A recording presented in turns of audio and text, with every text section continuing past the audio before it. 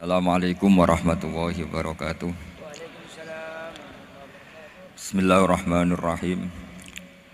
Tabarakalladzi nazzala al-furqana ala 'abdihi liyakuna lil 'alamin nadhira. Allahumma shalli wa sallim ala sayyidina Muhammadin wa ala alihi wa sahbihi asma'in nama ba'du. Yang sangat saya hormati Habib Hasan Toha Putra Al-Munawwar, Bapak Rektor, Bapak Direktur RSI, semua pengurus yayasan yang saya hormati, juga teman-teman baik yang putra maupun putri yang kami hormati. Niki ngaji bareng ya, terus ini buatan acara diskusi tapi acara nopo? Ngaji. Saya mau ngaji tentang ayat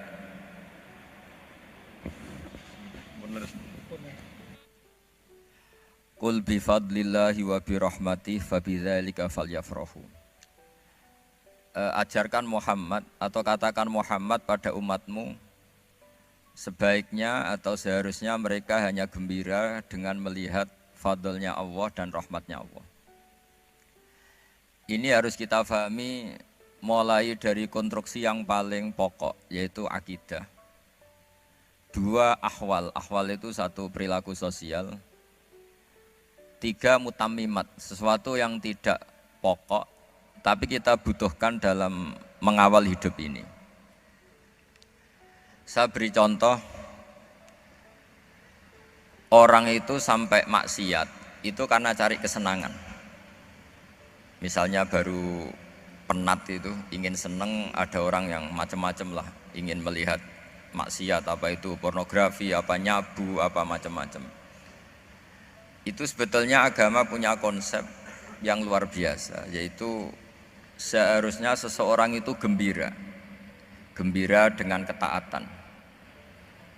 Lalu pertanyaannya, caranya gembira gimana? Gembira itu mudah. Jadi misalnya kamu sujud sama Allah Subhanahu wa taala. Terus cara berpikir begini, ini sekaligus ijazah. Cara berpikir begini, ya Allah, ini kata Sayyidina Ali, kafani izzan an akuna laka abdan wa kafani fakhron an takuna li robban. Ya Allah, betapa sialnya saya andaikan saya jadi budak dari makhluk yang sama. Misalnya sampean itu seorang kiai atau rektor atau doktor atau orang terpelajar, kemudian kamu jadi budak atau hamba dari makhluk yang setara, betapa hinanya saya.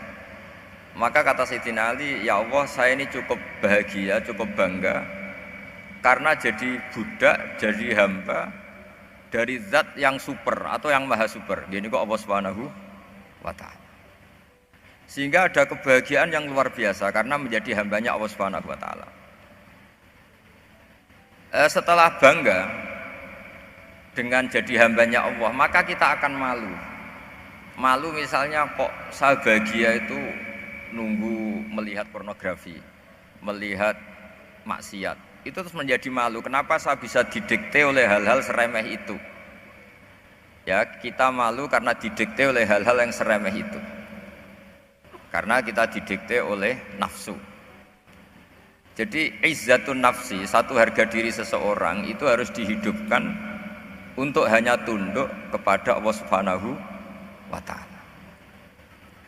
Sehingga Nabi itu melatih satu logika tarkul ma'asi.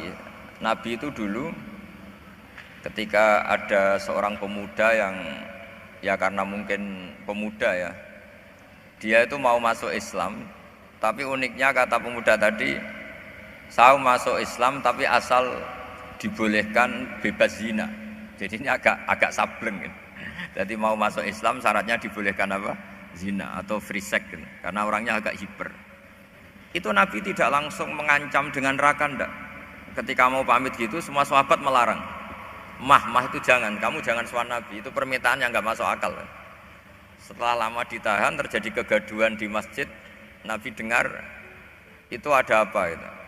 Itu ada pemuda yang mau masuk Islam tapi yasta'dzinuhu fi zina, tapi mereka minta izin Nabi untuk tetap boleh zina. Kata Nabi, pemuda itu suruh masuk, suruh menghadap saya. Ketika menghadap Nabi, saya ulang lagi, ketika menghadap Nabi, Nabi mengajarinya itu luar biasa.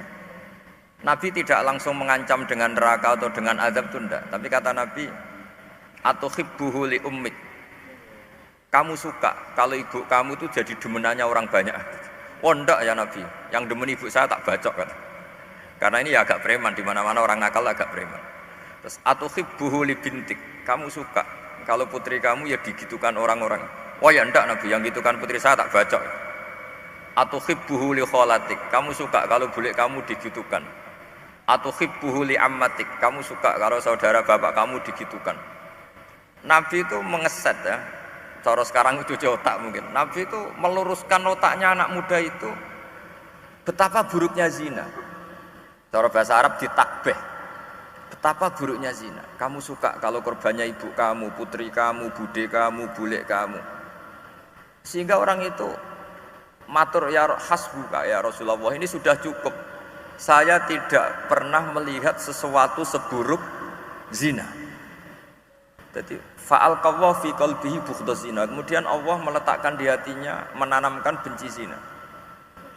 Sehingga akhirnya pemuda tadi menjadi iffah, menjadi menghindari zina. Artinya begini ya, ini mungkin yang lolos dari para kita sebagai dai, kita tidak belajar banyak tarbiyahnya Rasulullah Shallallahu Alaihi Wasallam. Jadi kalau kita benci maksiat itu jangan hanya ditahdzir, ditakutkan neraka, itu enggak. Jangan hanya itu, tapi di logika. Ini Pak, Oh, sama iya. kurang dekat. Oh, iya. Sama kurang dekat. Jadi kalau kita menghindari maksiat itu selain karena takut azab, itu ada logika, ada rangkaian pikiran yang menjadikan kita anti satu perbuatan apa maksiat. Jadi misalnya gini ya, kira-kira ginilah kalau contoh gampang itu. Ada orang gitu ya, nyanyi dengan pakaian yang mungkin pornografi gitu. Mungkin pemuda-pemuda ingin melihat itu, tapi bisa diobati gini. Kok enak dekne mergawe kok tak bayari, aku kehilangan duit. Meskipun dengan logika yang agak serampangan, yang penting menjadi kita ini punya harga diri untuk tidak tergantung hal-hal seperti itu. Sehingga Nabi itu cara menggambarkan tadi mulai atuhibbuhu li ummik. Kamu suka kalau ibu kamu jadi demenannya orang lain. Pemuda tadi bilang yang demen ibu saya mau saya bunuh. Ditambah lagi atuhibbuhu li bintik. Bagaimana kalau korbannya putri kamu, bule kamu, bude kamu. Sehingga terus si pemuda tadi betapa buruknya zina. Betapa murahnya zina. Akhirnya pemuda tadi al-qawwa fi qalbi bughdha zina. Terus kemudian pemuda tadi itu sangat membenci dengan apa? Berzina. Nah, pikiran-pikiran seperti ini harus kita tanamkan. Harus kita tanamkan supaya orang itu benci melakukan maksiat. Karena satu memang takut sukhtuwah, takut dibendu Allah atau dibenci Allah. Dua, memang logika kita mengarahkan tidak maksiat. Nah ini yang terkait Unisula yang nangani kedokteran, nangani medis. Sesuatu yang dilarang Allah itu pasti madharat. Maka untuk melarang seseorang bergantung sama narkoba misalnya atau hal-hal yang bahaya pada fisik, itu satu tentu bagi ahlullah, tentu karena takut Allah. Tapi banyak masyarakat yang memang benar-benar bisa meninggalkan narkoba karena efek buruknya narkoba, efek buruknya ganja. Itu kita tanamkan sedemikian rupa bahwa itu mengakibatkan sakau, mengakibatkan tidak sadarkan diri, mengakibatkan kebangkrutan ekonomi, macam-macam. Sehingga mereka benar-benar benci sama yang namanya narkoba. Jadi di antara manhajul Quran itu kalau mentakbih, memburuk-burukkan maksiat itu mesti dikritik innahu kana fahisyah, innahu kana fahisyata wa makta wa sa'a sabila, innahu kana fahisyata wa sa'a sabila, diulang beberapa kali. Sehingga dibutuhkan kecakapan untuk menganggap satu hal yang buruk itu fahsyah, sesuatu yang enggak rasional, sesuatu yang tidak positif, sesuatu yang pasti berdampak negatif. Sehingga kalau misalnya tadi dibacakan oleh Qori kuntum khaira ummatin ukhrijat linnasi ta'muruna bil ma'ruf wa tanhauna 'anil munkar. Untuk berhenti dari kemungkaran itu satu takbihun litilkal munkar atau litilkal munkarat, bahwa munkarat itu kita cap, kita stigmasi bahwa itu buruk sekali. Seperti Nabi mengajarkan pemuda tadi, masa kamu suka ibu kamu digitukin lelaki lain, putri kamu, bule kamu, bude kamu, sehingga orang ini pikirannya termindset betapa buruknya zina. Sama seperti kita sukses memindset betapa buruknya narkoba, betapa buruknya bahan-bahan terlarang. Begitu juga seterusnya, terus pengkhianat dan sebagainya. Tapi problem manusia adalah dia itu akan mencari kebahagiaan atau kesenangan sesaat. Maka caranya gimana? Keinginan senang lewat maksiat ini dilawan dengan nyaman dengan taat. Saya ulang lagi, nyaman dengan taat. Sehingga ulama dulu punya kalimatul munajat, artinya kalimat hubungan pribadi sama Allah yang menjadikan orang itu nyaman. Dan ini yang diajarkan kitab-kitab tasawuf. Kitab tasawuf itu sukses mengajarkan melihat alam raya ini semuanya nyaman, termasuk yang mengecewakan. Itu dianggap nyaman. Saya berkali-kali mengajarkan ilmu ini karena ini musalsal ila Rasulillah SAW. Itu pernah suatu saat Imam Ahmad itu dipanggil sama tetangganya, anak muda. Tentu Imam Ahmad ini orang yang sangat soleh, sangat waroi, sangat tunduk sama perintahnya Allah dan Rasul. Pemuda tadi manggil, ya Ahmad, datang ke rumah saya. Imam Ahmad datang. Setelah sampai ke pemuda tadi, sudah pulang lagi, saya tidak butuh kamu. Pulang lagi. Setelah sampai rumah dipanggil lagi, ya Ahmad, datang lagi. Datang lagi. Oh, saya tidak jadi butuh, pulang lagi. Sampai 3 kali. Dan itu perangai ekspresi Imam Ahmad itu atau ulama lain yang sesoleh beliau itu nyaman, indah. Beliau tetap senyum-senyum, nyaman itu. Beliau tidak tersinggung, tidak terprovokasi, pokoknya tidak tersinggung, kelihatan nyaman. Lama-lama pemuda ini terus tanya, ya Ahmad, kamu saya perlakukan seperti ini kok tidak tersinggung? Kamu senyum-senyum saja, happy-happy saja. Jawabnya Imam Ahmad itu unik. Wahai pemuda, saya kamu panggil itu senang sekali. Karena kata Nabi, kalau kamu iman dengan Allah dan Rasul, maka hormatilah tetangga. Jadi saya senang. Karena nuruti perintah Allah untuk menghormati tetangga. Jadi tidak ada urusannya dengan kamu. Kagetnya kayak apa? Jadi dipanggil tetangga ya senang karena melakukan perintahnya Allah dan Rasul, yaitu ikramul jar, fal yukrim jarahu. Disuruh pulang, kamu ingin saya pulang, ya saya pulang. Disuruh datang, ya saya datang. Jadi saya tidak tersinggung, saya tidak ada urusan dengan kamu. Urusan saya dengan Allah Subhanahu wa Ta'ala. Itu kalau bapak-bapak istrinya ngomel terus sabar itu ya bagus. Saya tidak punya urusan. Kalau kamu terprovokasi oleh istri, berarti kamu didikte oleh makhluk. Masa seorang rektor didikte makhluk? Kan tidak keren. Apalagi seorang habib didikte makhluk, kan tidak keren. Yang bisa mendikte kita hanya Allah Subhanahu wa Ta'ala. Dan Allah mendikte kita, mengajarkan kita wa ashiruhunna bil ma'ruf fa in karihtumuhunna fa asa an takrahu syai'a wa yaj'alallahu fi khairan katsira. Jadi cara melihat istri kita bawel gitu atau cerewet, alhamdulillah ini ada pahala tanpa modal, cukup sabar. Kalau istri kamu sedang mesra malah mintanya ke mall, malah biayanya tinggi. Murah mana dapat pahala dimarahin sama saat mesra minta ke mall? Milih yang pertama kan? Nah ya itu tidak usah modal itu. Ya gitu aja. Jadi kalau istri sedang marah bawel, anggap saja ini rezeki, dapat pahala tanpa apa? Biaya. Nah, kalau pas rukun malah nantang ke mall, biayanya malah tinggi. Jadi ulama dulu itu melihat dunia itu happy. Pernah Imam Syafi'i dikasih tahu, orang yang tadi nyium tangan kamu ya, itu di rumah menghujat Anda. Jadi dia sopan hanya di depan Anda, kalau di luar menghujat Anda. Jawabnya Imam Syafi'i lucu. Ya baguslah. Yang cerita ini kaget, kenapa bagus ya Aba Abdillah? Kalau manggil Imam Syafi'i ya Aba Abdillah. Ya berarti saya masih wibawa, di depan saya tidak berani katanya. Jadi dipandang enteng saja. Jadi kalau kamu di depan kamu istri kamu tidak berani belanja, tidak ada kamu belanja banyak, anggap saja Anda wibawa. Jadi enteng saja. Pernah Imam Syafi'i dikasih tahu, separuh dari kampung Anda itu nggak suka kamu. Ya baguslah. Kenapa? Oh nak rukun malah bakal utang katanya gitu. Kira-kira yang utang tuh yang rukun apa yang neng-nengan? Yang rukun. Jadi enteng saja. Masyhur itu makalahnya Imam Syafi'i. Waman asa'a ilaika faqad atlaqaka. Orang yang berbuat buruk sama kamu berarti membebaskan kamu. Kalau saya sedang nenengan sama Habib Hasan Toha Putra, beliau naik Alphard nggak nawarin saya sah karena baru nenengan. Tapi kalau sedang rukun malah harus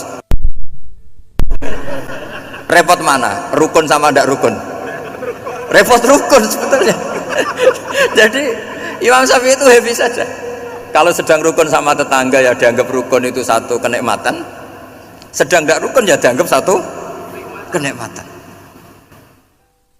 Jadi orang dulu itu serilek itu melihat dunia. Kalau kita kan enggak, ego. Wah saya ini suami kok dimarahin istri. Wah ini egonya bangkit. Padahal egonya bangkit itu ada kebodohan di situ. Yaitu seorang rektor didikte seorang istri, seorang makhluk. Apalagi kalau Anda daftar wali itu tidak akan jadi wali. Ini wali kok tunduk sama makhluk. Karena didikte apa? Makhluk. Maka Imam Ahmad ketika tetangganya bully gitu ya santai saja, beliau happy. Ketika pemuda tadi iskal janggal, kenapa kamu nggak tersinggung ya Ahmad? Memangnya saya harus tersinggung gimana? Kan tak panggil tidak jadi, tak panggil tidak jadi. Hei pemuda, saya ini tidak punya urusan dengan kamu. Saya nuruti kamu karena perintahnya Allah. Saya senang melakukan perintah Allah, harus berbaik sama kamu. Sampai 3 kali. Jadi kebahagiaan ini pula yang harus kita latih dalam melakukan ketaatan.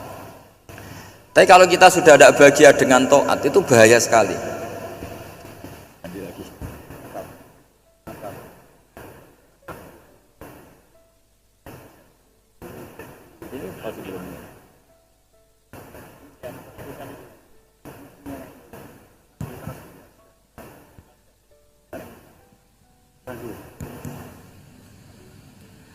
Harus begini bang prosedurnya.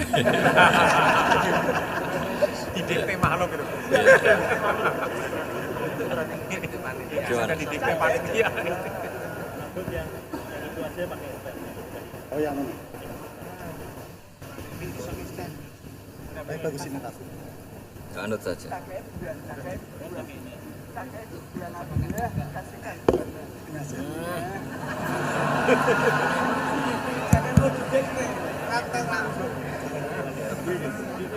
Ya. Sudah, ini sudah bisa.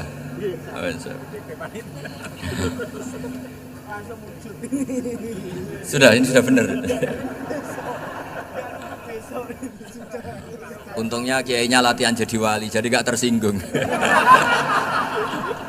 Kalau ndak ini sudah masalah ini. Paling ndak kan baru ngajarkan gitu, masa ada bisa meraktekkan gitu. Jadi pura-pura soleh. Tapi memang obsesi saya terbesar atau cita-cita saya terbesar memang setiap ngaji saya ingin orang mukmin semuanya itu bahagia. Dengan bahagia itu mereka tidak neko-neko ingin mencari kebahagiaan lewat jalur apa maksiat. Sehingga dalam konstitusi ulama yang ditulis di kitab-kitab usul fikih, dan itu kitab yang saya kaji, selalu saya kaji, itu membela-bela sesuatu yang mubah itu sampai luar biasa.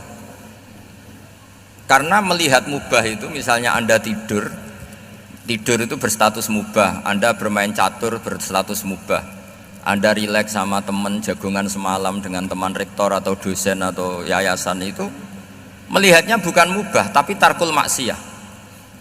Misalnya saya semalaman asik musamarah itu jagungan malam sama Habib Toha Al-Munawwar, itu Allah ngitungnya bukan wah ini jagungan ngalor ngidul tidak penting tuh, enggak.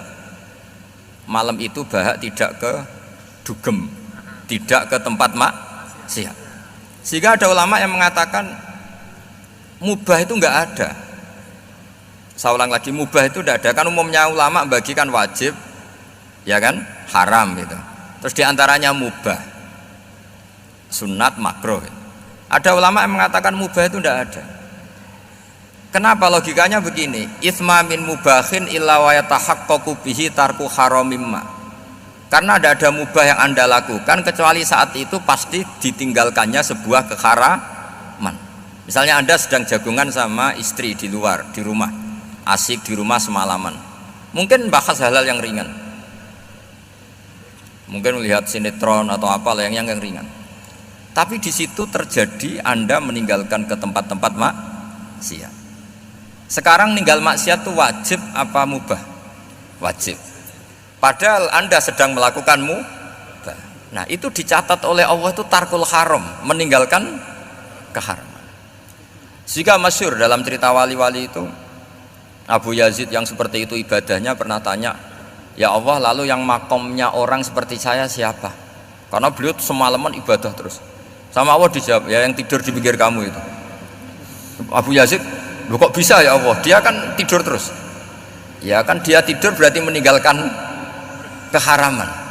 Ngomong sing potongan tukang maksiat tuh apik turu apik melek kira-kira gitu. Apik turu. Timbang sama nak melek pola wis turu ae kira-kira gitu. Jadi gak usah dipaksa tahajud, dipaksa qiyamul lail itu. Iya kalau qiyamul lail. Kalau dapat informasi, kesini ikut saya terus katut kan repot.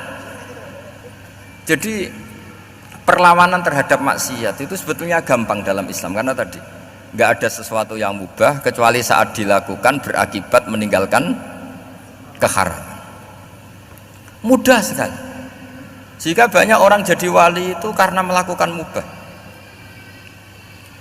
Itu ada orang jadi wali itu karena sering makan. Ya makan biasa itu.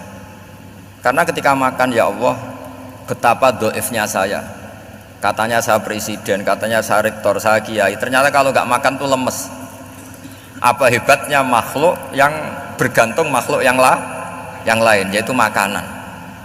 Nah karena seperti itu terus dia al-laja'illallah, terus dia sungkeman ning Allah. Betapa lemahnya saya.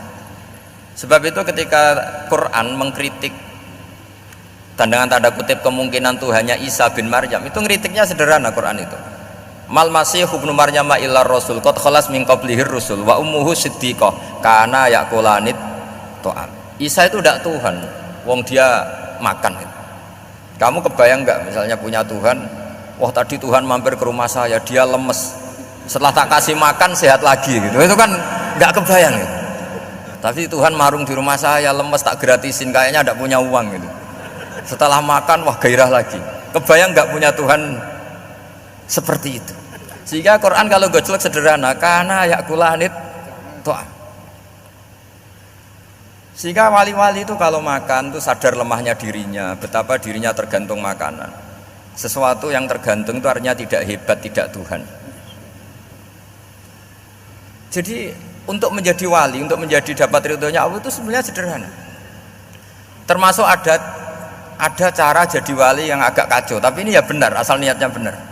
Misalnya Unisula besar, ya kurang besar lagi. Kita sudah punya uang, kurang banyak uang lagi.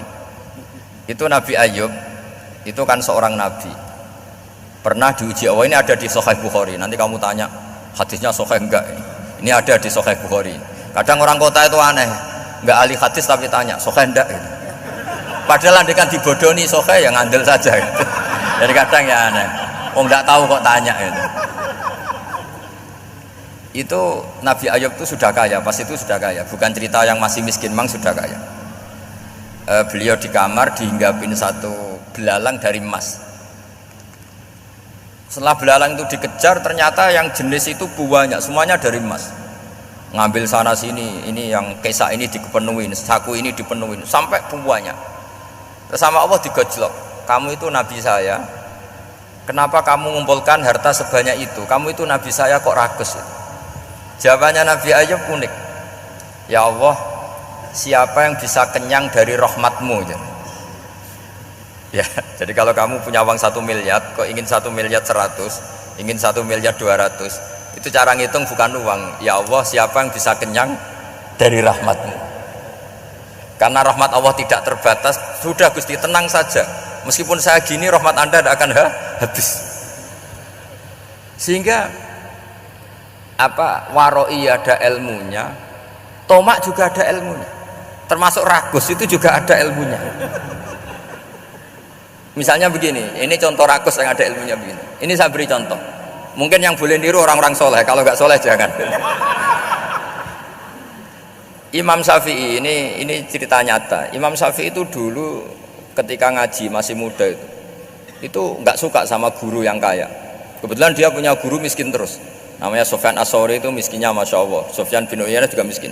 Jadi dia miskin punya guru miskin terus. Sehingga idolanya ya sama guru-guru yang miskin. Suatu saat guru-guru ini menyarankan dia ngaji Imam Malik. Imam Malik itu kaya raya. Itu babutnya Imam Malik kalau diinjek itu mata kakinya tidak kelihatan saking halusnya. Kalah Indonesia kalah. Itu Imam Malik tuh gaya. Kalau ngaji di kursi tinggi terus pakai bukhur itu, pakai dupa Arab yang mahal. Pokoknya mewah kali Imam Malik. Terus dia mulai ini kiai kok kaya. Kemudian setelah beliau alim tanya, saya harus ngaji siapa setelah ilmu jenengan habis kira-kira gitu. Kata Imam Malik, sudah kamu tidak usah perlu ngaji saya, kamu sudah alim alama. Terus Imam Malik datang ke Baki. Zaman itu Baki itu semacam kayak rentalan ya, semacam Grab lah kalau dulu itu. Mana kafilah yang mau ke Irak gitu. Ya sudah terus, oh kita mau ke Irak, ini antar ke Muhammad bin Hasan As-Syaibani. Itu dibiayai sama Imam Malik. Grabnya ya dibayarin, itu kafilahnya itu ya dibayarin. Imam Syafi'i disangoni surrotan min dhahabin. Jadi satu kepes uang dikasihkan. Itu pernah tak hitung semurah-murahnya itu sekitar 60 juta. Imam Syafi'i mulai mikir, kiai yang saya kritik lomo, sing kiai miskin tak puji, gak pernah ngamal kan, tentu orang miskin kan. Setelah datang ke Muhammad bin Hasan As-Syaibani, beliau itu pakar usul fikih, muridnya Abu Hanifah. Beliau al-usuli, pakar usul fikih. Itu Muhammad bin Hasan As-Syaibani itu kalau ngitung emas itu di ruang tamu, uangnya miliaran, emasnya banyak, dari kota ini dipindah ke kota ini, emas kalau ngitung di ruang tamu, bukan di kamar, di ruang tamu. Imam Syafi'i tambah kaget. Imam Malik kayak gitu sudah saya soal, malah ini kaya raya. Setelah Imam Syafi'i kelihatan kaget, digojlek sama Muhammad bin Hasan As-Syaibani karena beliau senior. Atajabu min hadza, kamu aneh melihat ini? Iya. Kenapa? Ulama kok kaya raya? Terus kata Muhammad bin Hasan, ya sudah, uang ini tak kasihkan orang-orang fasik, binti gue demenan, gue nyabu, gue macam-macam. Oh jangan, nanti dipakai maksiat. Oh jenengan mawon sing suka. Semenjak itu Imam Syafi'i rubah mindset. Jadi kalau kampus ini ingin akreditasi A, ingin mulia, ingin apa, kamu ridho kalau yang punya prestasi seperti itu adalah orang-orang fasik. Ridho enggak? Enggak kan? Maka didoakan ini. Nah itu namanya berpikir secara usuli. Kamu jangan hanya nuruti karena berpikir waroi terus kamu benci kekayaan, benci pangkat, benci apa, tidak bisa seperti itu. Karena pangkat dan kekayaan ketika dikelola secara kesolehan maka akan menjadi energi positif yang luar biasa.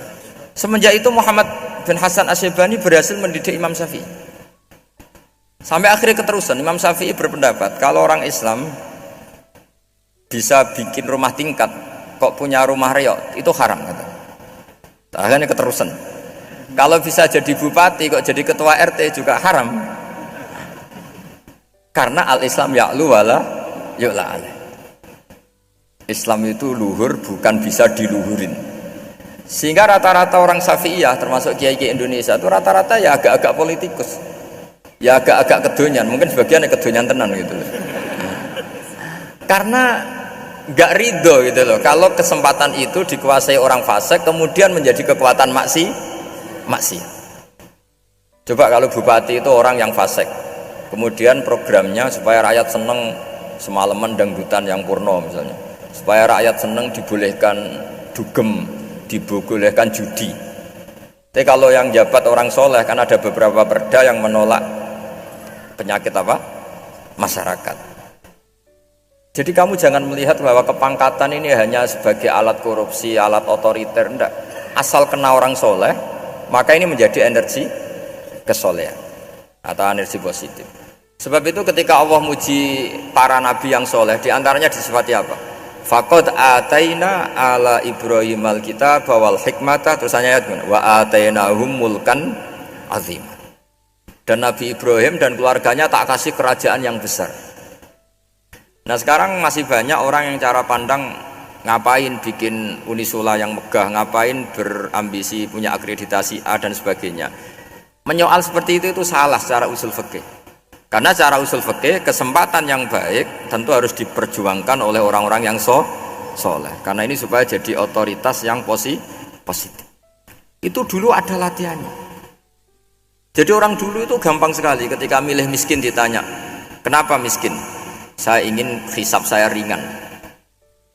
Tapi ketika mereka kaya yang soleh, supaya harta ini tidak dipakai orang yang nanti dipakai maksiat. Kita misalnya orang soleh kok mau pangkat, karena kita ada ridho kepangkatan itu dipegang orang maksiat, kemudian menjadi energi maksiat. Begitu juga seterusnya. Maka ulama dulu itu rileks. Sampai Syekh Nawawi Al-Bantani itu nanti bisa dicek di tafsir Qul hal yastawil ladzina ya'lamuna wal ladzina la ya'lamun. Beliau muji-muji ulama. Kemudian ada seorang yang agak hasud mungkin.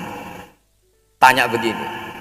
Hebatnya ulama itu begini-begini. Terus ditanya, tapi kenapa kita sering melihat ulama ngantri proposal di rumahnya bupati katanya. Sementara bupati nggak pernah datang ke ulama ngaji ihya. Jawabannya Imam Syekh Nawawi itu unik. Ya karena ulama itu tahu gunanya uang, sehingga nyari uang untuk pondok, untuk masjid. Sementara bupatinya tidak tahu gunanya ilmu, maka tidak pernah ngaji gitu. Jadi ya ringan saja oleh. Jadi ya sudah seperti itu. Jadi kalau ada ulama kedonyan, anggap saja karena tahu gunanya uang.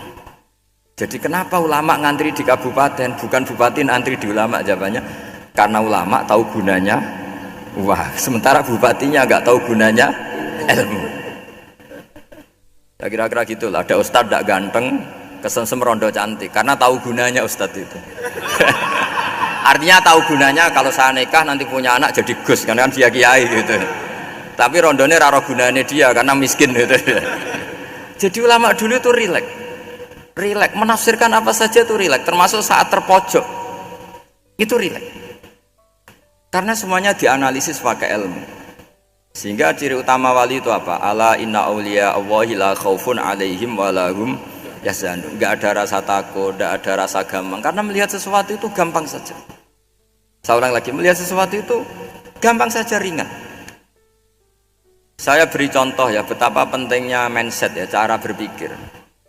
Orang itu menjadi kikir itu karena nganggap hidup itu lama dan uang itu penting. Kalau zaman Nabi itu sederhana kalau melihat hidup. Pernah suatu saat Nabi itu punya jatah makan, karena Nabi itu hidupnya juga pas-pasan.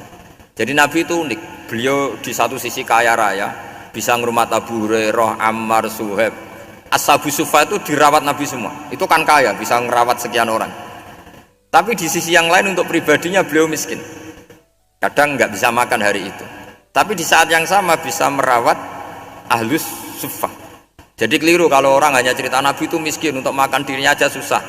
Itu keliru. Kelirunya kalau tidak diteruskan, tapi Nabi mampu menghidupi Ahlus Sufa.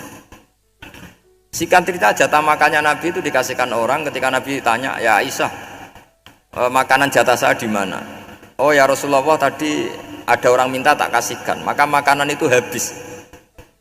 Apa kata Nabi? Kamu salah Aisyah. Yang kamu kasihkan itu justru yang masih. Ya yang kamu kasihkan itu justru yang masih. Sehingga Nabi menganggap, makanya Nabi terus ngendikan. Ya kalau mukhatabnya lelaki ya kira-kira begini. Wahal laka min malika illa ma akalta fa'afnaita wala bista fa'ablaita. Terus tanya, watasoddaqta fa'abqaita, kata Nabi. Harta kamu ya kamu makan kemudian ke WC jadi kotoran, atau punya pakaian mewah nanti rusak. Watasoddaqta fa'abqaita. Ada yang kamu sedekahkan, yaitu yang abadi sampai akhir. Sehingga banyak pengusaha yang mencintai saya setelah tak ajari hadis itu, misalnya punya uang 1 miliar karena dia spekulan atau pedagang rawan bangkrut, disedekahkan ke masjid 50 juta, yaitu yang abadi. Jadi kalau suatu saat bangkrut, dia masih punya uang 50 juta di akhirat. Jadi Nabi itu mengajari sedekah itu apa? Ya sedekah itu pengabadian uang. Kalau kita kan enggak, bilang sedekah itu nguras uang. Itu pikirannya setan, dan pikirannya orang Islam. Itu cara berpikir setan, bukan cara berpikir umat apa? Sehingga Sayyid Ali Zainal Abidin itu